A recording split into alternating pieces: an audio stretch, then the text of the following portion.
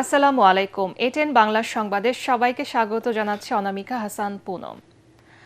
দেশের 4 জেলায় সড়ক দুর্ঘটনায় নিহত হয়েছেন 20 জন, এতে আহত হয় আরও বেশ কয়েকজন।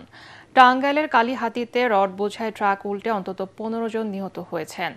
নিহতরা সবাই ধান কাটার শ্রমিক ছিলেন বলে জানা গেছে।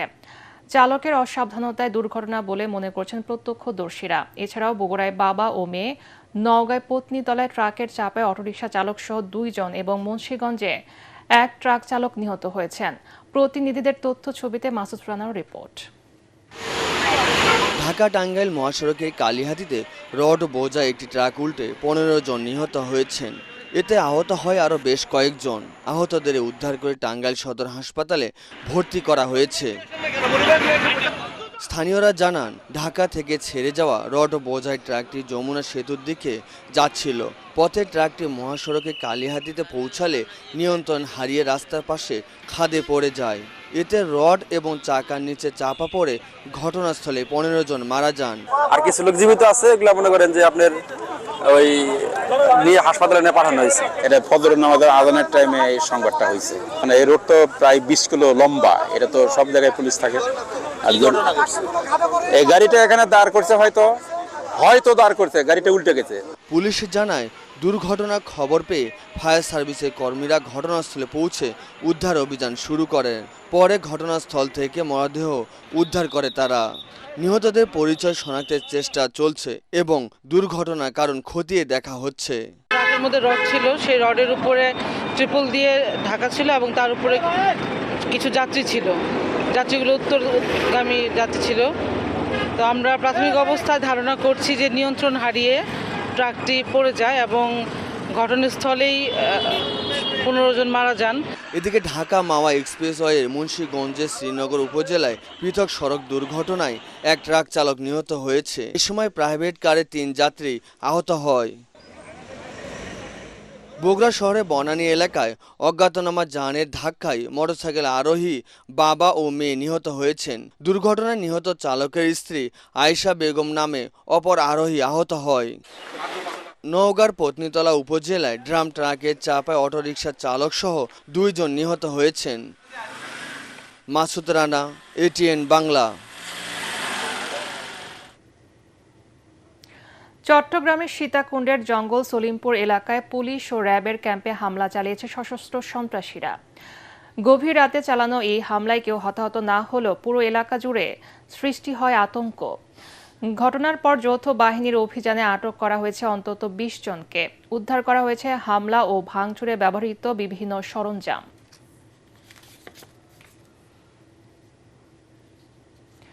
ঈদকে সামনে রেখে সড়ক ও রেলপথের রাজধানী ছাড়ছেন ঘরমুখো মানুষ। ঈদের ছুটির প্রথম দিন রাজধানীর বাস টার্মিনাল এবং রেল স্টেশনে যাত্রীর চাপ বেড়েছে।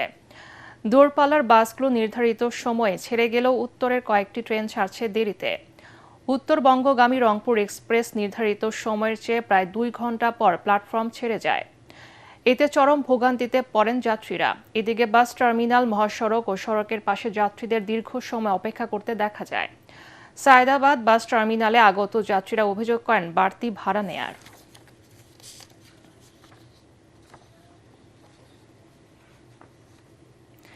দেশের বিভিন্ন প্রান্ত থেকে এখনও রাজধানীতে আসছে পশু, তবে বেচাকেনা এখনও পুরোদমে শুরু হয়নি। নগরীর হাজারীবাগ পশুর হাটে আছেন সহকর্মী জামিল হাসান শান্ত। আমরা এখন সরাসরি চলে যাচ্ছি তার কাছে।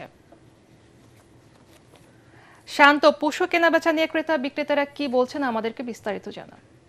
পুনম, আমরা কিছুক্ষণ আগে হাজারীবাগ হাটে ছিলাম। বর্তমানে আমরা অবস্থান করছি গাবতলী পশুর হাটে। এখানে এসে আমরা দেখতে পেরেছি এখানে কিন্তু প্রচন্ড পশু রয়েছে, ছোট থেকে শুরু করে বড় আকারের প্রচন্ড পশু রয়েছে। তবে ক্রেতার সংখ্যা কিন্তু তুলনামূলক খুবই কম। যেহেতু দেখছেন এখন কিন্তু প্রচন্ড বৃষ্টি পড়ছে, বৃষ্টির কারণে কিন্তু এমনিতেই ঢাকা শহরে সবাই একটু বিকেল নাগাদ আসলে গরুর হাটে আসে, সেই সূত্রে এখন আবার বৃষ্টি পড়ছে। দেখা যাচ্ছে এখন একদমই ক্রেতার সংখ্যা কম। যারা ব্যাপারী রয়েছেন তারা অপেক্ষা করছেন ক্রেতাদের জন্য, কিন্তু কিছুক্ষণ আগে কিন্তু এখানে ঢাকা উত্তর সিটি কর্পোরেশনের প্রশাসক তিনি এখানে পরিদর্শনে এসেছিলেন। তিনি আমাদেরকে জানিয়েছেন নির্বিঘ্নে এবার ঈদ পালন করার জন্য এখানে পশুর হাট যারা ব্যাপারী রয়েছেন এবং ক্রেতা রয়েছেন সকলে নিরাপত্তায় কিন্তু ঢাকা উত্তর সিটি কর্পোরেশন তৎপর রয়েছেন এবং পুলিশ টিমের পাশাপাশি কিন্তু এখানে ব্যাংকিং যে সিস্টেম রয়েছে যাতে ব্যাপারীদের লেনদেনে কোনো অসুবিধা না হয়, ঝুঁকি যাতে না থাকে টাকা নিয়ে, সেজন্য কিন্তু এখানে ব্যাংকিং বুথ রয়েছেন এবং আইন শৃঙ্খলা বাহিনীর মনিটরিং টিম কিন্তু তৎপর রয়েছেন। আপনি দেখতে পাচ্ছেন এখন কিন্তু প্রচন্ড বৃষ্টি পড়ছে। এই বৃষ্টির মধ্যে অনেকে গরু দেখতে আসছেন, অনেকেই গরু দেখছেন, তবে এখনো পুরো দমে যে বেচা কেনা সেটি শুরু হয়নি। দেখা যাচ্ছে এখানে 50,000 টাকা থেকে শুরু করে 1 লাখ টাকা এই পর্যন্ত কিন্তু গরুর সংখ্যাটা একটু বেশি রয়েছে। ছোট আকারের যে গরুগুলো রয়েছে বর্তমানে সেগুলো বেশি রয়েছে। এখন আমি একটি বড় গরুর শেডে রয়েছি। এই শেডে দেখতে পাচ্ছেন আমার পেছনে কিন্তু অনেক বড় গরু রয়েছে। ব্যাপারীরা আসলে প্রত্যাশায় রয়েছেন আজকে যেহেতু সরকারি ছুটির প্রথম দিন, আজকে বিকাল থেকে শুরু করে সন্ধ্যা পর্যন্ত এই সময়ের মধ্যে কিন্তু আজকে ক্রেতা পাবেন, তারা এমনটাই আশা করছেন। তারা যে প্রত্যাশা নিয়ে ঢাকায় আগে চলে এসেছেন সে প্রত্যাশা এবং এবার খুব ভালো দামে গরু বিক্রি করতে পারবেন এমনটাই কিন্তু তারা প্রত্যাশা করছেন। পুনম, এই ছিল আমার কাছে সর্বশেষ। শান্ত, আপনাকে ধন্যবাদ। জাতীয় ও সামাজিক জীবনে কবি কাজী নজরুল ইসলাম সবসময় প্রাসঙ্গিক বলে মন্তব্য করেছেন বিএনপি সিনিয়র যুগ্ম মহাসচিব অ্যাডভোকেট রুহুল কবির রিজভী। জাতীয় কবি কাজী নজরুলের 127তম জন্ম জয়ন্তী উপলক্ষে ঢাকা বিশ্ববিদ্যালয়ে কবির সমাধিতে শ্রদ্ধা জানাতে গিয়ে সাংবাদিকদের তিনি এই কথা বলেন। বিএনপি সিনিয়র যুগ্ম মহাসচিব বলেন, বিদ্রোহ, সাম্য ও মানবতার পতাকা বহন করেছে কবি নজরুল। ফ্যাসিবাদের বিরুদ্ধে লড়াইয়ে প্রধান প্রেরণা ছিলেন কাজী নজরুল ইসলাম। রিজভী বলেন, দেশকে উন্নয়নের দিকে নিয়ে যাওয়ার চেষ্টা করছেন প্রধানমন্ত্রী তারেক রহমান। তার কাজের প্রেরণায় নজরুল। নির্বাচনী অঙ্গীকার বাস্তবায়নে তার প্রতিটি কাজে নজরুল অনুপ্রেরণা। এছাড়াও কবির পরিবারের সদস্যরাও মাজারে ফুল দিয়ে শ্রদ্ধা জানান। আমাদের উপর যখন রিমান্ডে নিপীড়ন করা হতো তখন নজরুলের গান আমাদেরকে টিকে থাকার জন্য, আমাদের প্রতিরোধের যে আন্তঃপ্রেরণা সেটা জাগিয়ে তুলত নজরুলের গান, কবিতা এবং সাহিত্যকর্ম।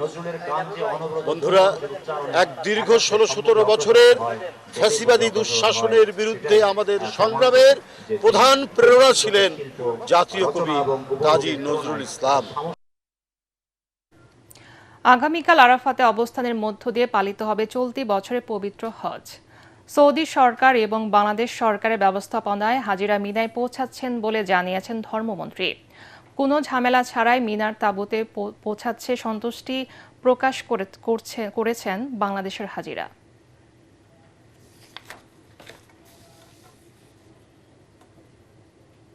পরবর্তী সংবাদ দেখার আমন্ত্রণ জানিয়ে এখনকার মতো শেষ করছি।